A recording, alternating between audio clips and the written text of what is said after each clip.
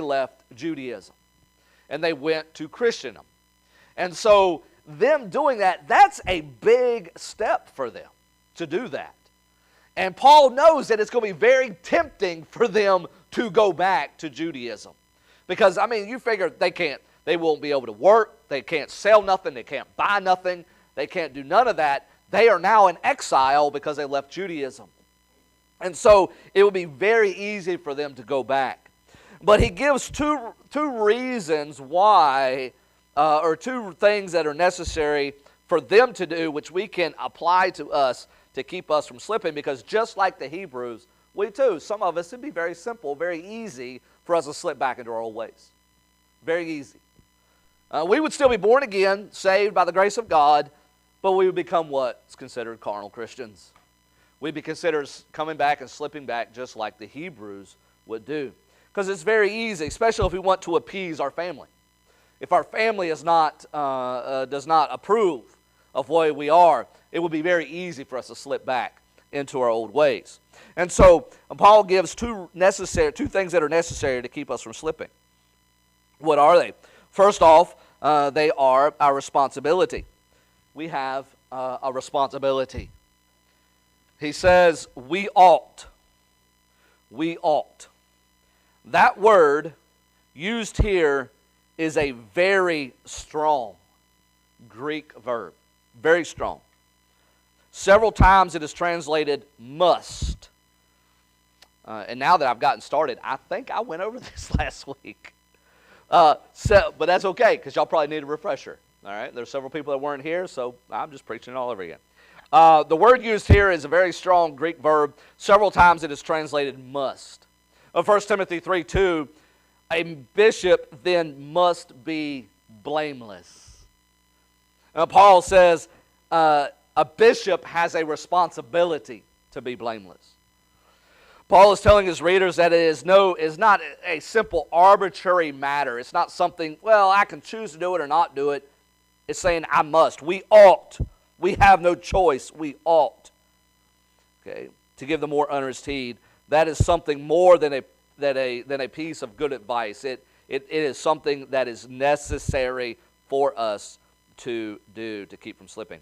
The second thing that we have a potential to slip if we do not consider. So the next thing we have is our consideration.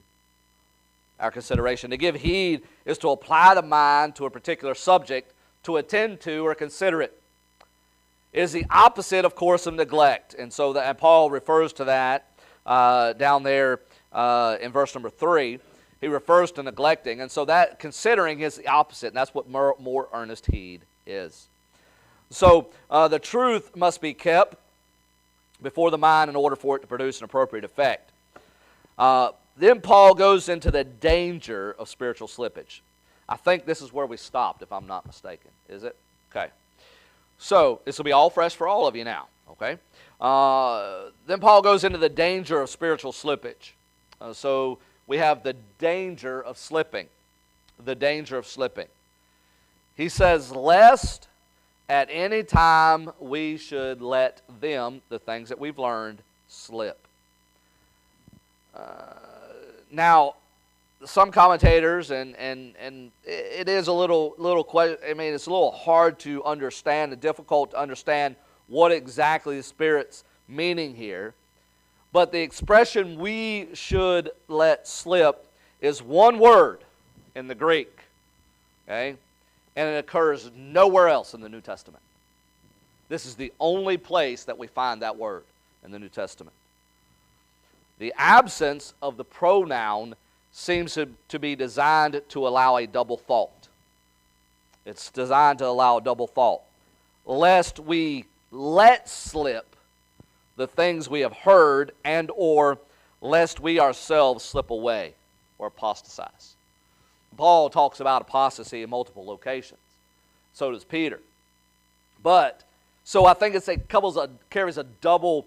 It's double meaning. It means lest we let slip the things that we've heard, which means forgetting about the things that we've heard and understood and applied. And then he's talking about lest we slip away out of the faith or slip away and become apostates. So the danger is real. The danger is real to slip away. I have heard multiple preachers that just in recent months have slipped away. They have apostatized the faith. They have slipped away into and done immoral things and walked away, and it was all because they got their eyes off the Savior. And so I heard a recent one just last night that he hasn't done anything immoral. I just believe the way that he is going about, the way he's carrying his ministry, this is personal opinion, it won't be long he will slip away as well. And so, but we're all, all of us. Doesn't matter if you're a pastor, pastor's wife, a layman's wife. It doesn't matter. There's always that danger of slipping away. There's always that danger of letting things slip that we have heard. It's real. The effects of sin are stamped on our minds. I don't care who you are. Rachel, when did you get saved? When you were 5. Okay. Even though you got saved when you were 5, I'm sure there were still times in your life from 5 till now that you're not proud of. Be safe to say, we're human, right? And those things are stamped on your mind. You've heard things, you've probably seen things that you'd rather not you've seen or heard. Okay? With me on the other side, I didn't get saved until I was 22.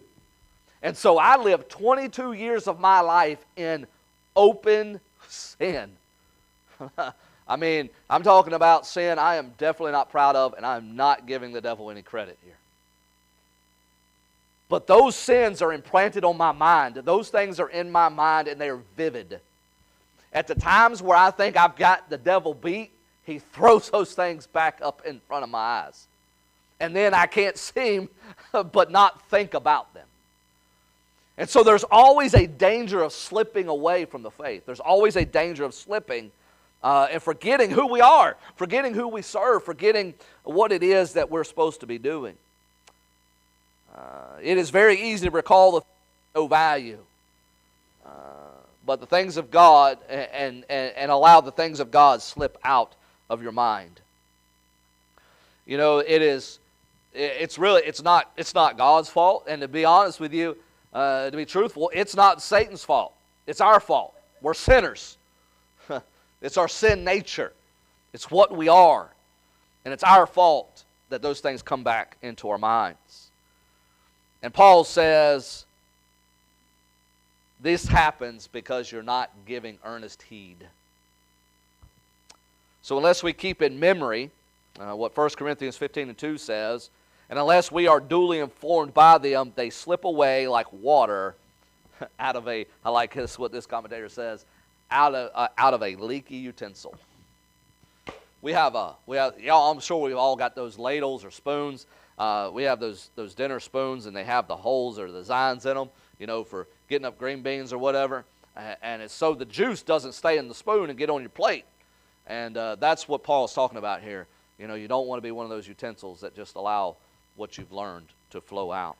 And so it's understood these words sound the first warning in this epistle against apostasy. And it's paralleled with these 2 verses. Actually, 3 verses. I have them. I think I have them. Yes, the first one is Hebrews 3:14. So this verse number 1, is paralleled with these 3 verses in Hebrews.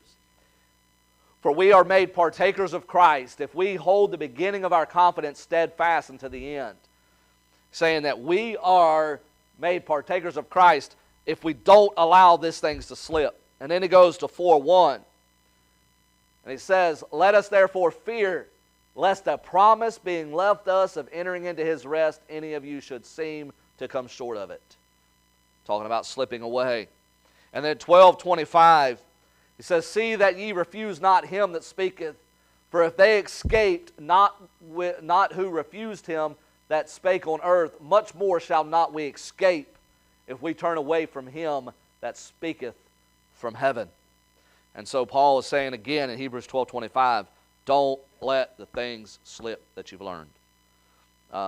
Perseverance in the faith, continuance in the Word is a prime need of discipleship.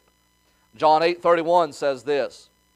He says, then said Jesus to those Jews which believed on him, if ye continue in my word, then ye are my disciples indeed. And Colossians 1:23 says, if ye continue in the faith, grounded and settled, and be not moved away from the hope of the gospel, which ye have heard, and which was preached to every creature which is under heaven, wherefore I, Paul, am made a minister. Paul's saying to the Colossians, he's saying, continue in the faith. Don't slip away. Many who heard and once seemed really interested in spiritual things, they have made the faith a shipwreck. Paul talks about them in 1 Timothy. So, we're going to stop right there tonight, because I got a little ways to go yet in this one thought here. But so don't let the things slip that you've heard. And Paul refers to all those things. He's saying everything that I've told you, everything that you've heard before, the way you got saved, the things you heard about salvation, don't let them slip. He said it's going to be easy, but don't let them slip. And so I hope we can take that and apply it to our lives as we leave out this week, as we go out in the world this week. And remember who you are. Remember you're a child of God, and remember that God walks with you, and He wants you to commune with Him. And let's do that. Let's commune with God, because the less we commune, the more chance there is of us slipping away. And so let's do that this week. So, all right. Does anybody have anything they'd like to say? Going once, going twice. Sold. Brother West.